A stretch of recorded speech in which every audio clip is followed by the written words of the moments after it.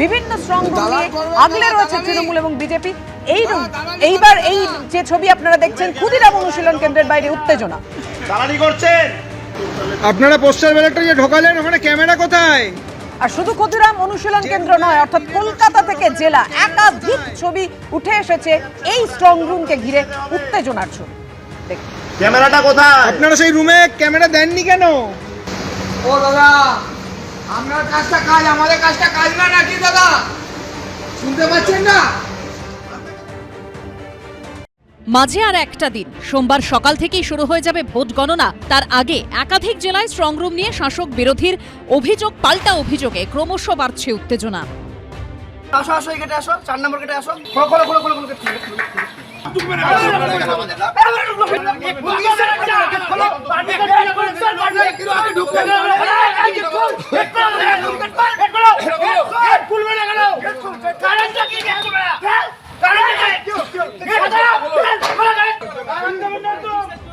এ ছবি উত্তর 24 পরগনার বারাসাত গভর্নমেন্ট কলেজের। এখানেই বারাসাত, দেগঙ্গা, অশোকনগর ও হাবড়া বিধানসভা কেন্দ্রের স্ট্রং রুম করা হয়েছে। তৃণমূলের অভিযোগ, শনিবার সকালে প্রায় 17 মিনিট ধরে সিসিটিভি ফুটেজের ডিসপ্লে মনিটর বন্ধ ছিল।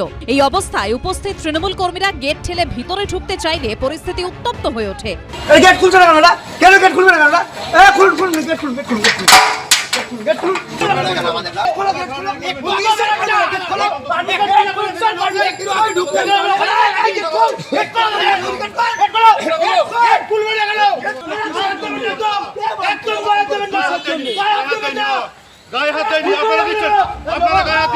খবর পেয়ে ঘটনাস্থলে আসেন অশোকনগরের তৃণমূল প্রার্থী। 8:05 পরে 8:08 নাগাদ সেই গ্রুপে আমার কাছে একটা মেসেজ আছে, মানে জানালো যে এটা বন্ধ আছে। আমি সেটাকে অবজারভারকে জানাই, আরোকে জানাই, ডিএম কে জানাই। 17 থেকে 18 মিনিট ব্ল্যাক আউট ছিল। কিন্তু এটা হবে কেন? টিভি 24 ঘন্টা খোলা থাকে, হলো কেন? ওরা কৈফিয়ত দিচ্ছে। আপনাদের লোককে ঢুকতেও বাধা দেওয়া হচ্ছিল। টিভি বন্ধ কে করলো?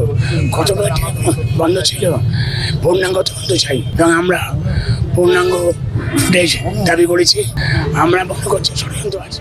দায়িত্বপ্রাপ্ত এই আরোর দাবি, ডিসপ্লে মনিটরে সুইচ অফ থাকায় কিছু সময়ের জন্য ফুটেজ দেখতে পাওয়া যায়নি।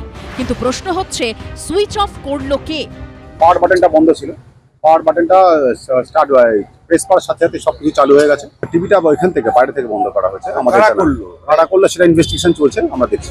ডিসপ্লে মনিটরে যে 17 মিনিটের ফুটেজ দেখা যায়নি, পরে তা বিভিন্ন দলের প্রতিনিধিদের দেখানো হয়। কমিশন সূত্রে খবর, কিছু সময়ের জন্য সিসি ফুটেজের ডিসপ্লে মনিটরের প্লাগ কেউ খুলে নেয় বলে খবর আসে। তবে যে আশঙ্কা করা হচ্ছে তার কোনো ভিত্তি নেই।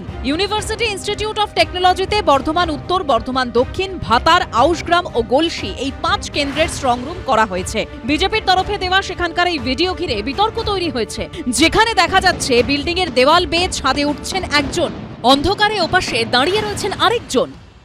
ভেতরে ঠকঠক করে আওয়াজ হচ্ছে। এবার কি ভাঙছে না ভাঙছে আমরা কি করে জানবো? আমাদের ভেতরে ঢুকতে দিচ্ছে না। ভেতরে সে 1 ঘন্টা ধরে আওয়াজ হয়ে যাচ্ছে, ঢক ঢক ঢক করে। বিকট শব্দ আসছে। সন্দেহজনক মনে হচ্ছে যে উত্তর বিধানসভার যে ইভিএম গুলো রাখা আছে তার পাশে কোনো কন্ট্রাকশন ভেঙে যে ইভিএম ঢোকাচ্ছে না কিনা তার কোনো গ্যারান্টি নেই। সিসি ক্যামেরা যদি লাগানোর হয় তা দিনের বেলাতে লাগান, রাত্রিরে কেন লাগাচ্ছেন? রাত্রি আমরা এখানে সকাল থেকে দেখলাম যে আউসগ্রামের সিসিটিভি যেখানে স্ট্রং রুমে মনিটরিং যে সিসিটিভি রুম করা হয়েছে, যে 3:45 থেকে 3:47 অ্যাপ্রক্সিমেটলি এই টাইমিংয়ে ক্যামেরা বন্ধ হয়ে যাচ্ছে। দুই দলের অভিযোগের প্রেক্ষিতে জেলা নির্বাচনী দপ্তরের তরফে জানানো হয়েছে, গণনার ঘরগুলিতে এসি এবং সিসি ক্যামেরা লাগানোর কাজ চলছে। তাই জন্যই কর্মীরা ছাদে উঠছিলেন কাজ করতে। এই বিষয়ে সমস্ত তথ্য প্রত্যেক দলের প্রার্থীকে দেওয়া হয়েছে। এদিকে কালনা কলেজের স্ট্রংরুমের বাইরে সারা রাত বসে রইলেন পূর্বস্থলী দক্ষিণের তৃণমূল প্রার্থী স্বপন দেবনাথ। নির্দেশ দিয়েছেন মমতাদি, ক্যান্ডিডেটদের রাত জাগতে হবে, স্ট্রংরুম পাওয়ার সিসিটিভিতে নজর রাখছি। দরজা চলছে, এবার দেখার 4 মে কার রেজাল্ট স্ট্রং হয়। সমীরণ পাল, কমল কৃষ্ণ দে ও রানা দাসের রিপোর্ট, এবিপি আনন্দ। এবিপি আনন্দ, এগিয়ে থাকে, এগিয়ে রাখে।